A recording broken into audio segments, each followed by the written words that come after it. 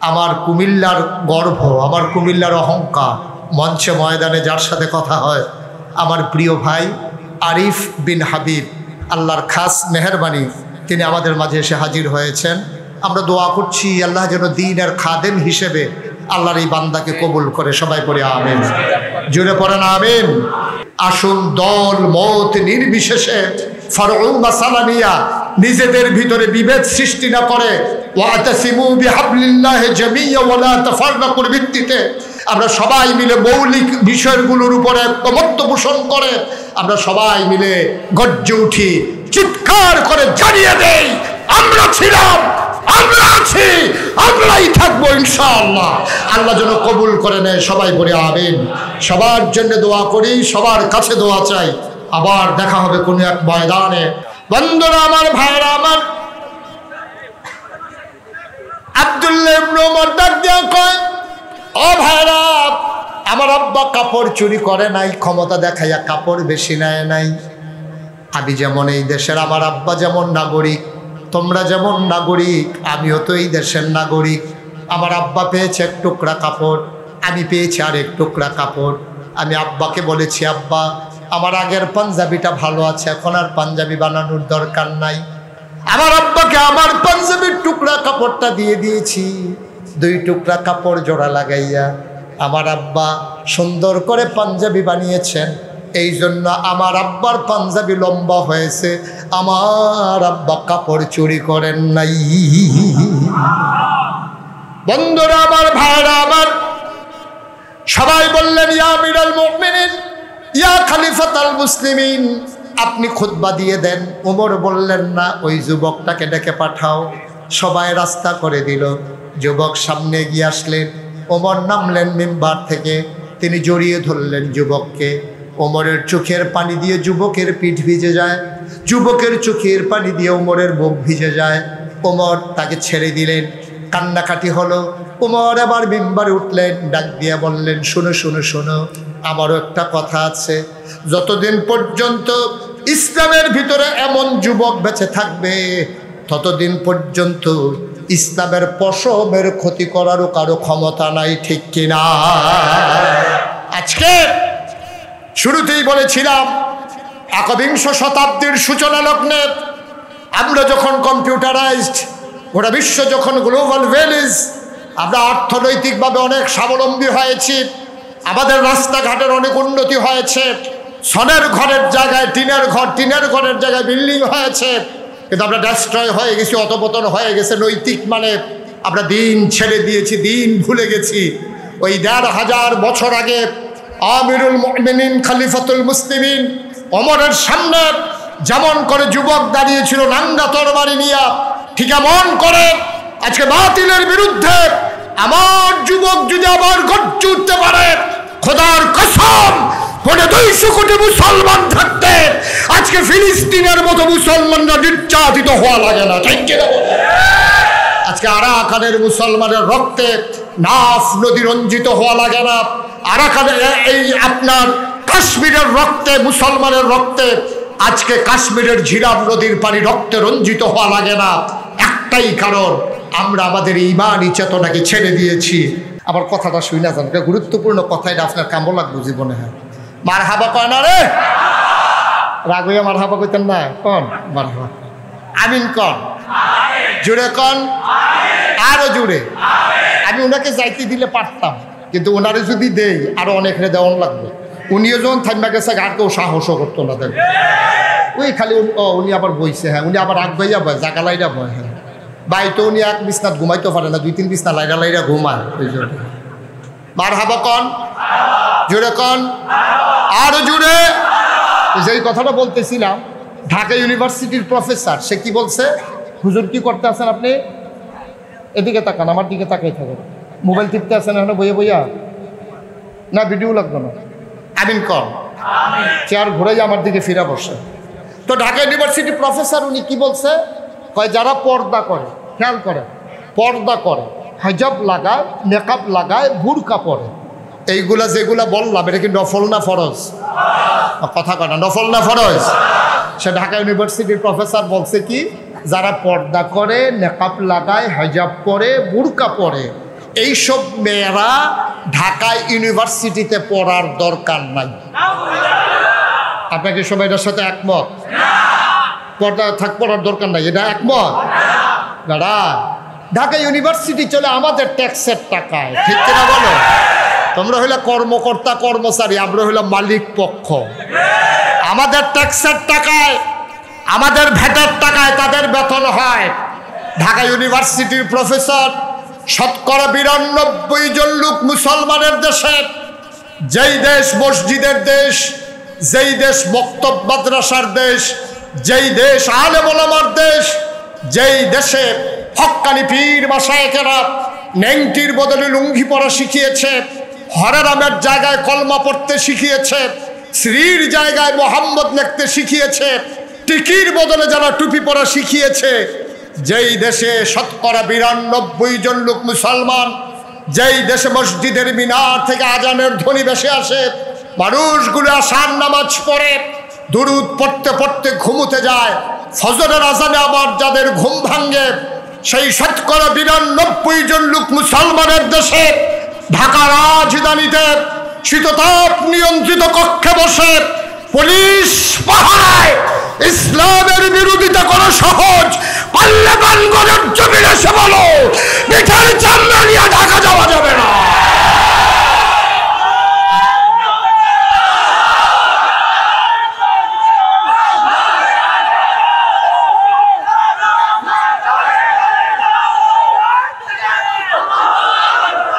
সবাই পড়ি আমিন, জোরে পড়ি আমিন। মন যা চায় তাই করবা, আর মুখে দিয়া যা আসে তাই বলবা। এই বাংলাদেশকে কারো কাছে লিজ দেওয়া হয় নাই। মুসলমানের শিকড় সাত জমিনের নিচে, মুসলমানের শাখা প্রশাখা সাত আসমানের উপরে, ঠিক কিনা বলো? সুতরাং যা মন চায় বলবা, মনে হয় যেন তারা নিজের বাড়ি আর আমরা মামুর বাড়ি বেড়াইতাম আইছি। অসভ্যের দল কোথাকার। সজাগ থাকতে হবে, সচেতন থাকতে হবে ইনশাআল্লাহ। সবাই পড়ে আমিন। বন্ধুগণ, আমরা শুরু থেকে যেখানে থেকে শুরু করেছিলাম, তাইলে আমরা হতে চাই আল্লাহওয়ালা। কি শয়তানওয়ালা না আল্লাহওয়ালা?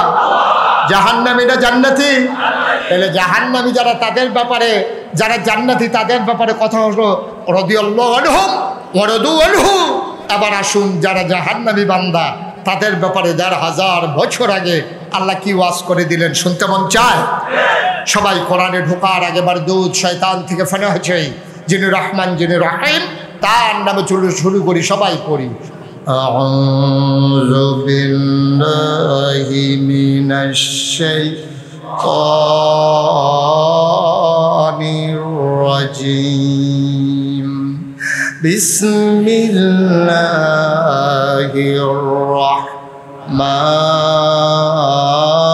রাহমানির রাহিম। ওয়ালাহুম কুলুবুল লা ইয়াফকাহুনা বিহা ওয়ালাহুম আয়ুনুল লা ইউবসিরুনা বিহা ওয়ালাহুম আযানুল লা ইয়াসমাউনা বিহা উলাইকা কাল আনআম বাল হুম আদাল। আল্লাহ কয়, শোনো শোনো শোনো, দুনিয়ার ভিতরে একদল মানুষ আছে, ওয়ালাহুম কুলুবুল লা ইয়াফকাহুনা বিহা, তাদের মন আছে বুঝে না, ওয়ালাহুম আয়ুনুল লা ইউবসিরুনা বিহা, তাদের চোখ আছে তারা দেখে না, ওয়ালাহুম আযানুল লা ইয়াসমাউনা বিহা, তাদের কান আছে তারা শুনে না। আমরা বলি মাওলা ও রব্বে করিম, এটা আবার কেমন মানুষ? মন আছে বুঝে না, চোখ আছে দেখে না, কান আছে শুনে না, এটা আবার কেমন মানুষ? আল্লাহ কয়, আমি কি বলছি নাকি মানুষ? উলাইকা কাল আনআম, ওরা হলো চতুষ্পদ জানোয়ারের মতো। আমি বলি আল্লাহ সে কি জানোয়ার? আল্লাহ কয় না, বাল হুম আদাল, জানোয়ারের কিছু বুঝ আছে এই ব্যাককলের তাও নাই, ঠিক কিনা? ও মুসলমান, শুরুতেই বলেছিলাম আমরা সবাই জান্নাতি হতে চাই, চাই নাকি চাই না? জান্নাতি হতে গেলে মৌলিক ৩টা জিনিসের ভিতরে তোমাকে বিশ্বাস রাখা লাগবে। এক নম্বরে তুমি আল্লাহর ব্যাপারে বিশ্বাস করেছো। তোমার কাছে যদি আল্লাহ জানতে চায় মা ও বান্দা আমার ব্যাপারে তোমার ধারণা কি, আমরা বলে দেই মাওলা রব্বুল কারীম। এটা জিজ্ঞেস করার কি হলো? কোরআনুল 30 ওই প্রত্যেক দিন 5 ওয়াক্ত নামাজে প্রতি রাকাতে তোমাকে আমরা কি জানিয়ে দেই নাই আলহামদুলিল্লাহি রাব্বিল আলামিন, সমস্ত প্রশংসা কেবলমাত্র শুধুমাত্র একমাত্র আমার আল্লাহ রাব্বুল আলামিনের জন্য, ঠিক কিনা? তাইলে আমরা প্রশংসা করব কার? ডাকবো কারে? চাইবো কার কাছে? দিতে পারেন যিনি, তিনি কে? আমার দেশে এমন একটা আল্লাহ পাওয়ার পরে মানুষ মাজারে গিয়া সেজদা দেয় নাকি দেয় না? কি আল্লাহ? ওয়াল্লাহু আহাদ আল্লাহুস সামাদ লাম ইয়ালিদ ওয়া লাম ইউলাদ ওয়া লাম ইয়াকুল লাহু কুফুয়ান আহাদ। কেমন আল্লাহ আমার, যে আল্লাহর মতো আল্লাহ আর নাই। সবাই আমরা মুখাপেক্ষী। আমি মুশতাক ফৈজি ঢাকাই শেরপীর সাহেব, আমি এককভাবে ক্ষমতাশালী না, আমিও মুখাপেক্ষী। আমি পাঞ্জাবি গায়ে দিতে গিয়া কাপড় কিনা লাগে দোকান থেকে, দোকানদার কাপড় কিনে আনে ওই ফ্যাক্টরি থেকে, ফ্যাক্টরির মানুষগুলো সুতা কিনে আনে কাপড় বোনার জন্যে, সুতার জন্য চলে যাওয়া লাগে গাছের তোলার কাছে। একটা মানুষও স্বয়ং সম্পূর্ণ না। আপনার গায়ের পাঞ্জাবিটা সহজে দেখে ফেলছেন, এটার ভিতরে চক্রাকারে 10 থেকে 12টা গ্রুপ কাজ করতেছে, ঠিক কিনা? আপনি মাথায় টুপি দেখেছেন, এই টুপি এমনি এমনি আপনার মাথায় আসে নাই, এই টুপি বানাতে একটা চক্র কাজ করেছে। আপনার পায়ের জুতা, পরনের লুঙ্গি, সব কিছু আপনি কারো না কারো উপরে মুখাপেক্ষী। আপনি এমন করে দাঁড়িয়ে থাকতে পারেন না। আপনি সংসার জীবনে আপনার স্ত্রীর প্রতি মুখাপেক্ষী হয়ে গেছেন। আপনি ধান করে দেন, উনি রান্না করে দেয়। আপনি মাছ ধরে দেন, উনি তরকারি রান্না করে দেয়। তারপরে আপনি বসে বসে খান, প্লেটে খান, প্লেট আনা লাগে কোকারিজের দোকান থেকে। এইভাবে পৃথিবীর সবচেয়ে সেরা যে ধনী মানুষটা, সবার থেকে সবাই, আর সবচেয়ে গরিব যে মানুষটা, সবাই আমরা নানানভাবে নানান মুখাপেক্ষী, ঠিক কিনা? আল্লাহ বলছেন আল্লাহুস সামাদ, তিনি অমুখাপেক্ষী। অমুখাপেক্ষীর পেছনে ওনার যুক্তিও আছে। ওনার খাওয়া লাগে না, ওনার সংসার নাই, ওনার বাড়ি ঘর নাই, ওনার জায়গা জমি নাই। উনি ছিলেন, উনি আছেন, তিনি থাকবেন, তিনি সব কিছুর ঊর্ধ্বে। আল্লাহুস সামাদ, তিনি লাম ইয়ালিদ ওয়া লাম ইউলাদ ওয়া লাম ইয়াকুল লাহু কুফুয়ান আহাদ। তিনি কারো থেকে জন্ম দেন নাই, কাউকে জন্ম দেন নাই। ও বন্ধু, দুনিয়ায় পীরের মতো পীর হয়, নেতার মতো নেতা হয়, মন্ত্রীর মতো মন্ত্রী হয়, এমপির মতো এমপি হয়। আমার আল্লাহর কি মতো হয়? আমার আল্লাহর কি নমুনা হয়? আমার আল্লাহর কি ডুপ্লিকেট হয়? আমার এই আল্লাহ আছেন নাকি নাই? তিনি ছিলেন নাকি ছিলেন না?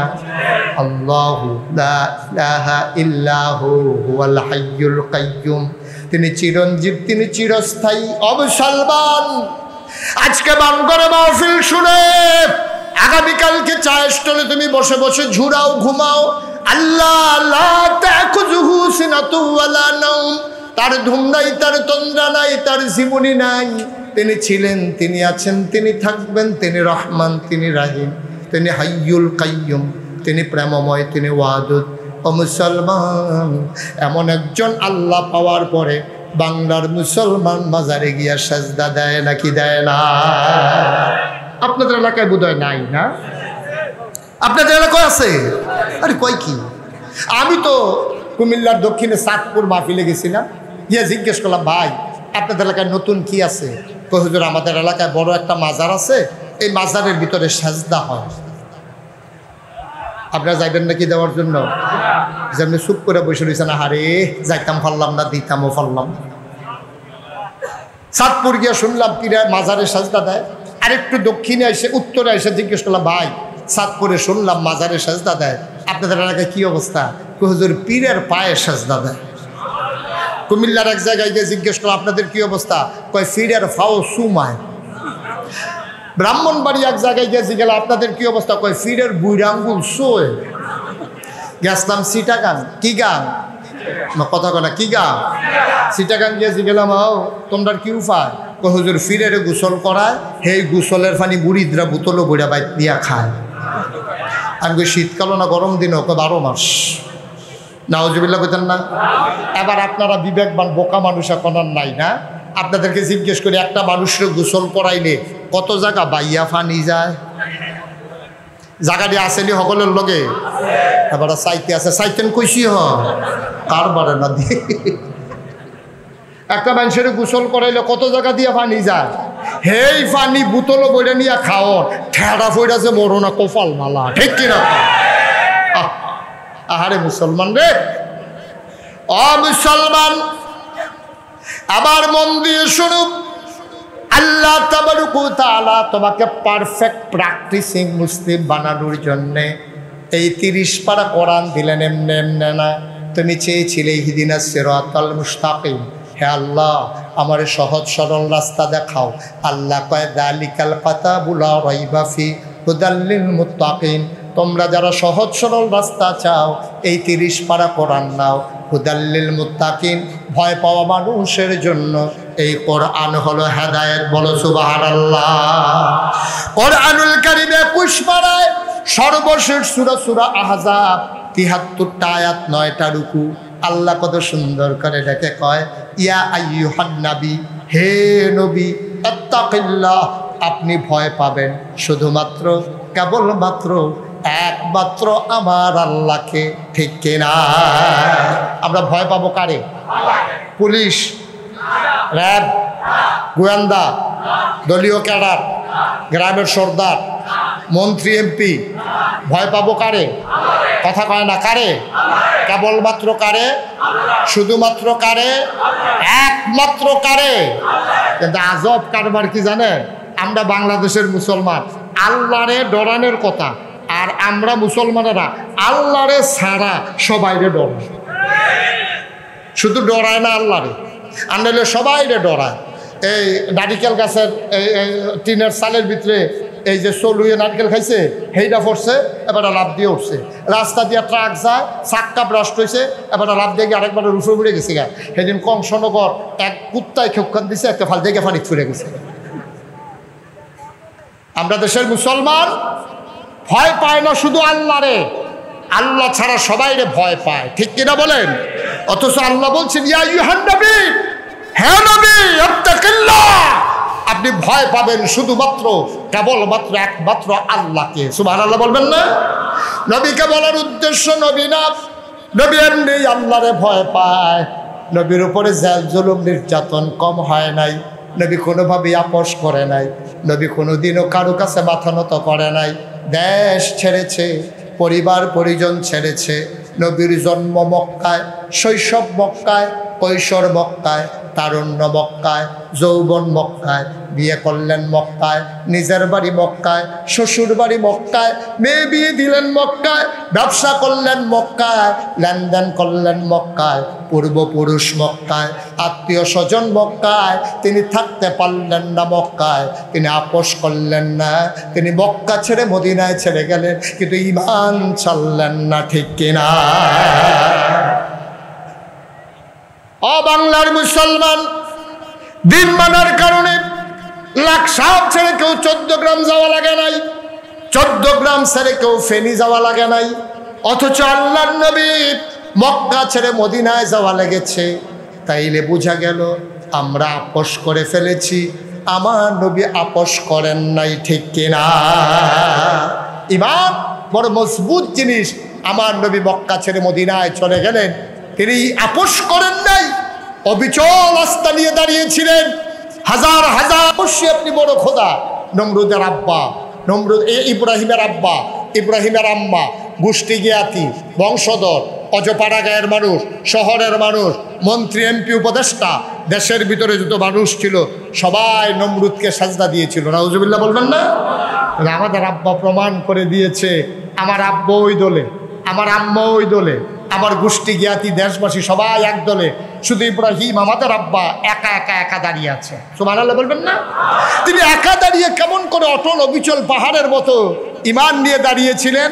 যখন সবাই মিলে সাজদা দিচ্ছে, সবাই দল বেঁধে নমরুদের পায়ে সাজদা দিতে আসছে। গোয়েন্দা, গোয়েন্দা ছিলেন, কথা বলে গোয়েন্দা চিনেন না? গোপন কথা যে কানে কানে কয় তারে কই গোয়েন্দা। গোয়েন্দার আইসা নমরুদের কানে কানে বলতেছে যে আল্লাহ কারে কয় না, কথা না কারে কয়। মাশাআল্লাহ, সচেতন শ্রোতা। আপনারা তো বলতে পারছেন কারে কয়। দাউদকান্দি মাহফিলও জিজ্ঞেস আমি কিছু কারেও কয়, তো হগলে দাঁড়াই আমরা কেমনে কয়, আমরা কি হেন আসলাম নাকি কারে কয়। নমরুদের কানে কানে গোয়েন্দারা কয় আল্লাহ কয় কি কয়, সবাই তো আপনার সাজদা দিছে, একজন তো দেয় নাই। কয় কে সে, কি নাম? কয় তার নাম ইব্রাহিম। কয় তার আব্বার নাম কি? কয় আজর।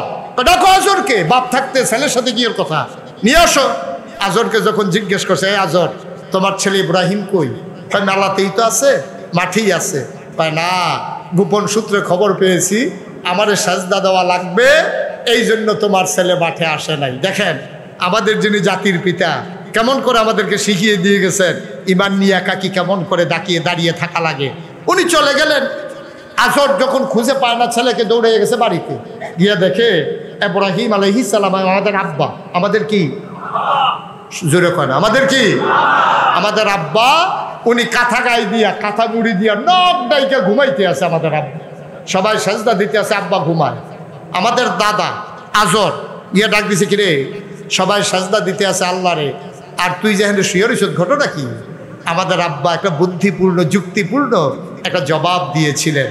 সেই জবাবটা আমরা যেন শুনে শুনে 2024 সালে কোনো কারণে আটকা পড়ে গেলে সেই প্রশ্নের জবাব আমরা যেন আব্বার থেকে শুনে শুনে দিয়ে দিতে পারি।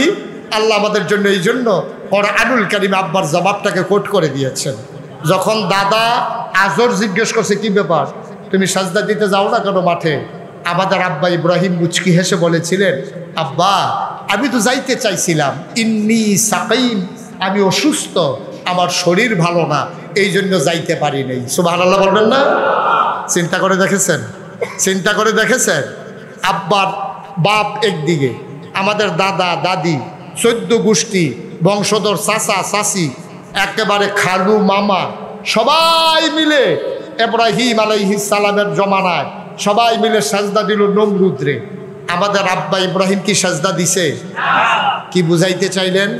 তিনি বুঝিয়ে দিলেন, ও আমার সন্তানেরা, এমন একটা সময় আসবে পরিবেশটা তোমাদের প্রতিকূলে চলে যাবে, তোমাদের জন্য ঈমান নিয়ে বেঁচে থাকা কঠিন। তোমাদেরকে শিখিয়ে দিলাম কেমন করে একাই অটল পাহাড়ের মতো দাঁড়িয়ে থাকা লাগে। তোমরাও যখন এমন একাকী হয়ে যাবে, আমি তোমাদের আব্বা যেমন করে সাজদা দিয়ে একাই দাঁড়িয়েছিলাম, এমন যখন দিন আসবে তখন তোমরাও একা অটল পাহাড়ের মতো দাঁড়িয়ে থাকবে, জীবন দিয়ে দেবে, ঈমান দেবে না। ঠিক কিনা বলো? এখানেই শেষ না, আরো মজার মজার কত কথা। কষ্ট হচ্ছে বোধহয় আপনাদের, না? ছেড়ে দেওয়া দরকার আর সামান্য একটু। ইব্রাহিম আলাইহিস সালাম সাজদা তো দিলেন না, উনি ঘুমিয়ে রইলেন। উনি যখন সময় কাটিয়ে দিলেন, এবার ইব্রাহিম আলাইহিস সালামকে গোয়েন্দারা আইসা কয়েকদিন পরে বলতেছে যে আল্লাহ কারে কয়? নমরুদকে। নমরুদ রায় কয় আল্লাহ কয় কি? কইছি ওই দিন ইব্রাহিমের আব্বাইয়া বলছে না যে ইব্রাহিমের শরীর ভালো না, এই জন্য ঘুমাইছিল, আমরা গোপনে খবর লইছি শরীর ভালো আছিল, তা আপনারা সাজদা দেওয়ান লাগবো দেখতে আইসা না। তাই নাকি? কয় হয়, কয় ডাইকা নিয়ে আসো। আবার ইব্রাহিম আলাইহিস সালামকে পুলিশ গিয়া ওনার ঘর ঘেরাও দিয়ে ফেলছে। এসআই দরজার ভিতরে নাড়া দিস, এসআই দরজার ভিতরে নাড়া দিয়ে বলতেছে ইব্রাহিম আলাইহিস সালাম আমাদের আব্বা। জিজ্ঞেস করতেছে কে? কয় আইন শৃঙ্খলা রক্ষাকারী বাহিনী, আইনের লোক, পালানোর চেষ্টা করবেন না, চতুর্দিক দিয়ে ঘেরাও দিয়ে ফেলছে। এখন উনি দরজা খুইলা বাড়িছে, বাড়িয়া বলতেছে এই লোক পালানোর লোক না। সুবহানাল্লাহ বলবেন না? পালাইতে জানে না, কোথায় যাওয়া লাগবে যাও। ইব্রাহিম আলাইহিস সালাম সামনে সামনে গেলেন, ওই নমরুদের পুলিশ বাহিনী পেছনে পেছনে গেল। ইব্রাহিম আলাইহিস সালাম গিয়া যখন ঢুকলেন রাজপ্রাসাদে, নমরুদ বসে আছে। ডাক দিয়া বললে তোমার নাম ইব্রাহিম? কয় জি আমার নাম ইব্রাহিম। শুনলাম তুমি নাকি আমাকে আল্লাহ মানো না। কয় কার থেকে শুনলেন? কই যে সবাই কয়। ইব্রাহিম আলাইহিস সালাম মুস্কি হেসে কয় সবাই যখন কয় সত্যই কয়, এত মানুষ মিছা কথা কয় না। সুবহানাল্লাহ বলবেন না? তাইলে তুমি কি আমাকে আল্লাহ মানো না? কয়টা তো শুনলেনি, বারবার শুনতে ভালো লাগে নাকি? তাহলে ভিতরে আসো। ইব্রাহিম আলাইহিস সালামকে নিয়ে নমরুদ পাশে বসাইলেন, আস্তে করে হাতে ধরে বললেন ইব্রাহিম মনে বড় শখ ছিল আল্লাহ হব, হইছি, কিন্তু তোমার জন্য একসেটিয়া হইতে পারি না। তুমি আমার আল্লাহ মানলেই কিন্তু একসেটিয়া হয়ে যায়। ইব্রাহিম আলাইহিস সালাম, আমি তো মানতে চেয়েছিলাম, আপনাকে আল্লাহ মানতে চাইছিলাম, কত না করছে কে? চিন্তা করে দেখলাম আপনারা যে আল্লাহ মানবো, আপনি কি মরবেন না? আপনি কি থাকবেন না, মরে যাবেন? তো নমরুদ চুপ মেরে গেছে, চিন্তা করতেছে থাকলে ভালো হয় নাকি মরলে ভালো হয়। মনে মনে চিন্তা করতেছে মানুষের ভিতরে আল্লাহ বাঁচলে আর কয়দিন, সত্যটাই কইয়া দিই। এখন নমরুদে চিন্তা করে কি কইয়াছে, কি বিশুদ্ধ পড়ি, ইব্রাহিমের যে এত বুদ্ধি, সে তো আমার বাইনখা সিফাত হালাই দিছে। এখন থাকলে কি কয়, আবার না থাকলেও কি কয়। এই ইব্রাহিম আলাইহিস সালামের যে এত বুদ্ধি, এই বুদ্ধি দিছে কে? হ্যাঁ, নবী রাসূলদেরকে কে বুদ্ধি দেয়?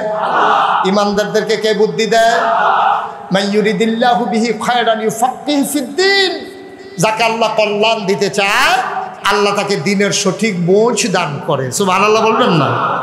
এক প্রশ্নের কাছে নমরুদ আটকা পড়ে গেছে। কিছুক্ষণ চুপ থাকার পরে নমরুদ বলতেছে, দেখো মানুষের ভিতরে আল্লাহ বাঁচলে আর কয়দিন, হিসাবে তো মরণ লাগে। ইব্রাহিম আলাইহিস সালামকে এই জন্যই তো আপনার আল্লাহ মানা যাবে না। তো কি সমস্যা? আপনি নিজেই তো এখন বললেন মরে যাবেন। তো মনে করেন আমার আল্লাহর খুব দরকার, এখন আমার আল্লাহর দরকার, দৌড়াই আপনার বাড়িতে আসলাম, আইসা দিয়ে আপনি মরে রয়েছেন। তা আমি আল্লাহ ফামু কই, যে আল্লাহ নিজেই কই মরে যাবে, তারে আল্লাহ মানা যাবে? সুবহানাল্লাহ বলবেন না?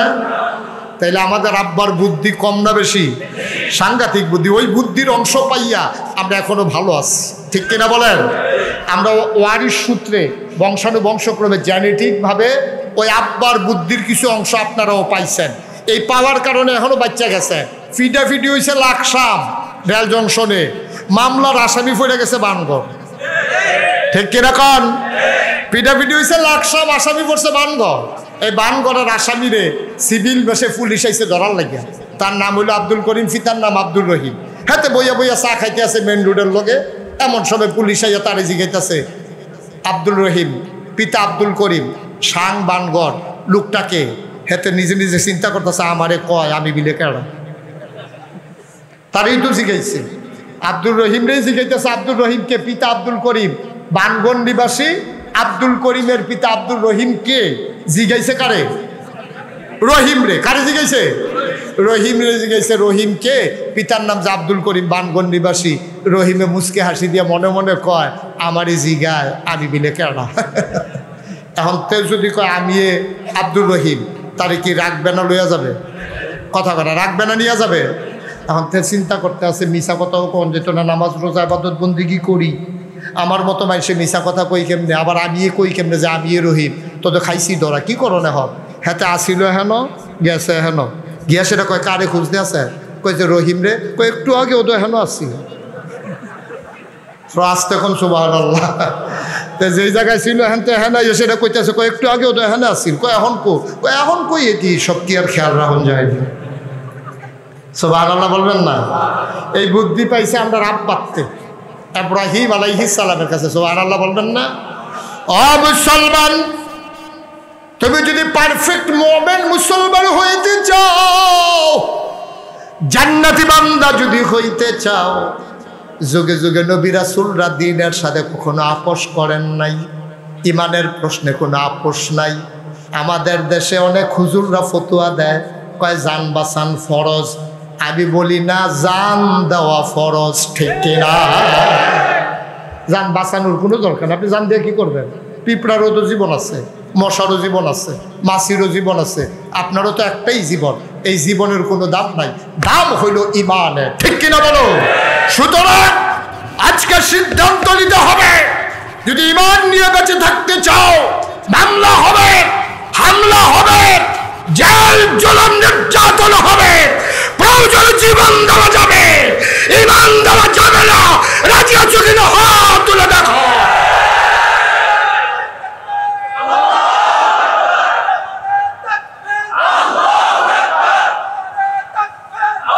সবাই পড়ে না আমিন, জোরে পড়ে না আমিন। সুতরাং জীবন রাখা ফরজ না দেওয়া ফরজ? ইমানের প্রশ্নে জীবনকে দিয়ে দেওয়া ফরজ, জীবন রাখার কোনো দায়িত্ব আপনার না। জীবনের যিনি মালিক তিনি কে? তিনি বুঝবেন জীবন রাখবেন না নিয়ে নেন, এটা আপনার দায়িত্ব। মুসলমান, আমরা ইমান বুঝি নাই, আমরা ইসলাম বুঝি নাই। আল্লাহ তাবারক ওয়া তাআলা আয়াত যখন নাজিল করে দিলেন, সাহাবায়ে কেরাম অস্থির হয়ে গেলেন, পাগল হয়ে গেলেন। এমন একজন সাহাবা, আমিরুল মুমিনিন, খলিফাতুল মুসলিমিন, জান্নাতের সুসংবাদ প্রাপ্ত দ্বিতীয় মানুষ হযরত উমরে ফারুক। সুবহানাল্লাহ কয় না? উমরে ফারুক তিনি ইসলামের দ্বিতীয় খলিফা। নবীর ইন্তেকাল হলো, হযরত আবু বকর হলেন খলিফাতুর রাসূল, হযরত উমর হলেন খলিফাতুল মুসলিমিন। আবার নিয়ম হচ্ছে যিনি ইসলামী রাষ্ট্রের খলিফা হবেন, আমির হবেন, তিনি জাতীয় মসজিদে জুমার খুতবা দেবেন। সুবহানাল্লাহ বলবেন না?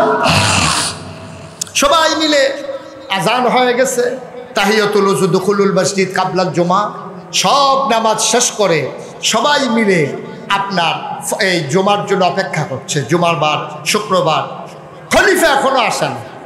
সূর্য পশ্চিম আকাশে হেলে পড়েছে। সবাই টেনশনে পড়ে গেল, আরে এখনো খলিফা আসে না, কোনো বিপদ আপদ নাকি?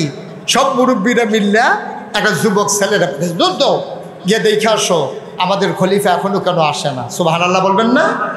যুবক দিছে তো উমরের বাড়ির সামনে গিয়া দেখে খোলা আকাশের নিচে উদুম পিঠে, খালি শরীরে নিচু হয়ে বসে আছেন। পিঠ পুড়ে যাচ্ছে, ঘাম পড়তেছে গাল বেয়ে বেয়ে। হযরত উমর রাদিয়াল্লাহু তাআলা বসে আছেন, সামনে কি যেন দিয়ে রাখছে। যুবক গিয়া কয়, আসসালামু আলাইকুম ইয়া আমিরাল মুমিনিন, হে মুসলমানদের আমির, আপনাকে সালাম। উনি বললেন, ওয়ালাইকুম আসসালাম। তা আজকে জুমাবার আপনি কি ভুলে গেছেন? সব আমরা অপেক্ষা করছি মসজিদে নববীতে, আপনি গেলে খুতবা দেবেন, জুমা হবে, আপনি এখনো যাচ্ছেন না, ঘটনা কি? হযরত উমর মুচকি হেসে বললেন, বাবা তুমি গিয়া বলো আমি এখনই আসতেছি। আমি যখন পাঞ্জাবি গায়ে দিতে যাব, গিয়ে দেখি পাঞ্জাবিটা একটু ময়লা, এই জন্য একটু তাড়াহুড়া করে ধুয়ে দিয়েছিলাম, এই পাঞ্জাবিটা শুকিয়ে গেছে, এখনই আমি আসতেছি। সুবহানাল্লাহ বলবেন না? এখনই আমি আসতেছি, তুমি যাও। এবার আপনাদের বিবেকের কাছে প্রশ্ন, উমরের পাঞ্জাবি কয়টা? কথা কন, কয়টা? অর্ধ পৃথিবীর প্রেসিডেন্ট, অর্ধ পৃথিবীর প্রেসিডেন্ট, ৩৩ লক্ষ বর্গ মাইলের প্রেসিডেন্ট হচ্ছে উমর। সেই উমরের পাঞ্জাবি মাত্র একটা। উনি পাঞ্জাবি গায়ে দিয়া মসজিদে যাবেন, উনি তাড়াহুড়ো করে পাঞ্জাবি গায়ে দিয়া মসজিদে ঢুকলেন। মুসলমান দরজায় দাঁড়িয়ে সালাম দিলেন, আসসালামু আলাইকুম। সবাই বলল ওয়ালাইকুম আসসালাম। রাস্তা হয়ে গেল। ওমর মাঝ পথে সামনে এগুলেন। আগাতে আগাতে তিনি উঠে গেলেন মিম্বারের উপরে। উঠে তিনি সালাম দিলেন আবার, আসসালামু আলাইকুম। আউযু বিল্লাহি মিনাশ শাইতানির রাজিম, বিসমিল্লাহির রহমানির রহিম। তিনি খুতবা দিতে যাবেন, এমন সময় হঠাৎ করে একটা যুবক লাফ দিয়ে দাঁড়ালো, খাপ থেকে তরবারি বের করলো, তরবারিটা উঁচু করে, চোখগুলো তার বড় বড়, গালগুলো হয়ে গেছে লাল, কপালে খাপ জমে গেছে, চরম উত্তেজিত।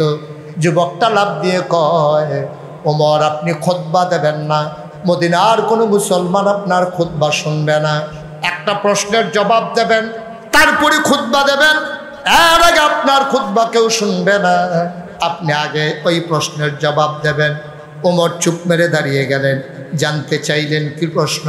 কয় কিছুদিন আগে আমরা সবাই মিলে সরকারের তহবিল থেকে, রাষ্ট্রীয় কোষাগার থেকে সবাই মিলে আমরা পাঞ্জাবির কাপড় পেয়েছি, বাইতুল মাল থেকে সবাই মিলে পাঞ্জাবির কাপড় পেয়েছি, আমিও একটা পেয়েছি।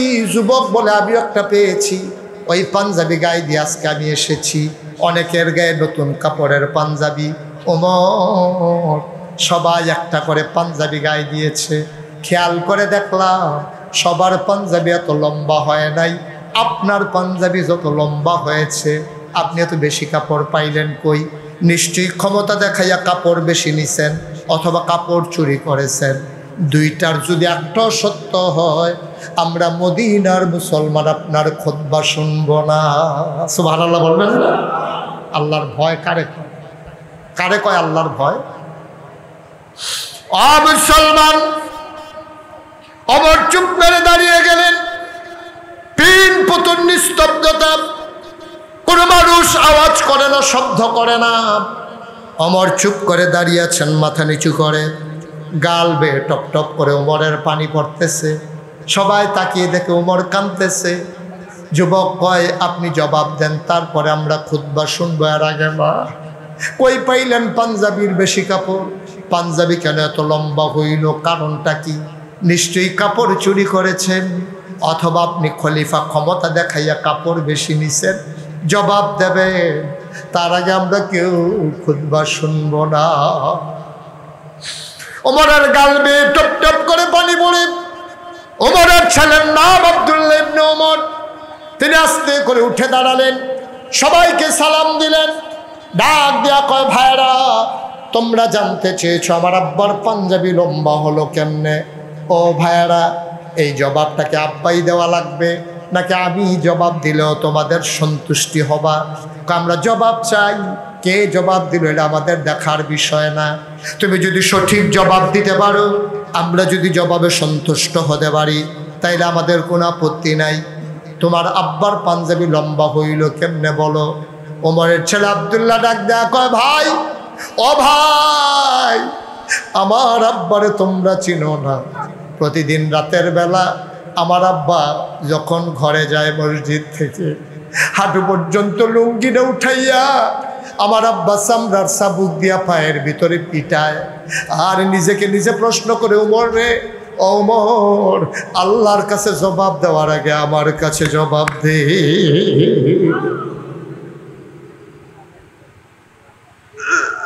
প্রতিদিন আমার আব্বা নিজের পায়ের ভিতরে নিজে পিটায় আর নিজে নিজে কথা কয়। ডাক দেয়া কয়, ওমর, নিজেই নিজেরকে ডাক দেয়া কয়, ওমর, আজকে সারাদিন কি করেছো জবাব দাও। ঠাস করে পিটা মারে, আবার জিজ্ঞেস করে 5 ওয়াক্ত নামাজ জামাতে হইছে নাকি? দেশের ভিতরে সুন্দরভাবে শান্তি শৃঙ্খলা কি বজায় রাখতে পেরেছিলে? ক্ষমতা দেখাইছো নাকি কারো উপরে জুলুম করেছো নাকি? এমন করে করে পিটায়।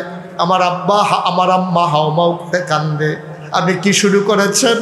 আপনি কি পাগল হয়ে গেছেন? নিজের পায়ে নিজে এমন করে পিটায়, আমার তো এটা জানা ছিল না। ওমর চিৎকার করে কয়, বিবি আমার, আমারে বাধা দিও না। ওমর যদি আমার কাছে জবাব দিতে না পারে, কিয়ামতের ময়দানে আল্লাহর কাছে কেমনে জবাব দেবে?